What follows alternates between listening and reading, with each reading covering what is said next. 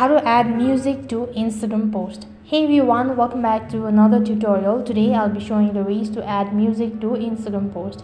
In order to add music to Instagram post, it's very simple. First of all, update your application and log into your Instagram account. Once you're logged into your Instagram account, it's going to take you to the home page. So right on this page, tap the plus icon from the bottom, which is located right in center. As soon as you've done that, select the particular content that you wish to post it and add music to it. Now let's go ahead and select this particular one. So if you're sure about it, then tap the next button. While you're on this page, you can see right on top there is the music icon. Go ahead and select that icon, and from here you can just type in the music that you wish to add it. You can also add voiceover. You can also go to the save feature and the particular music or the sound that you've saved it on your gallery.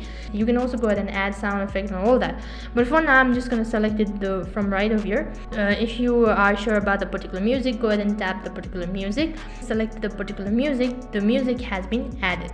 As you can see, there's the music. So if you're sure about it, tap the next button. On the other page, you can go ahead and add captions. You can tag people. You can also select who can actually watch this particular content. You can add topic, you can add location, whatever, and tap the share button, and then the music will be added to your Instagram post.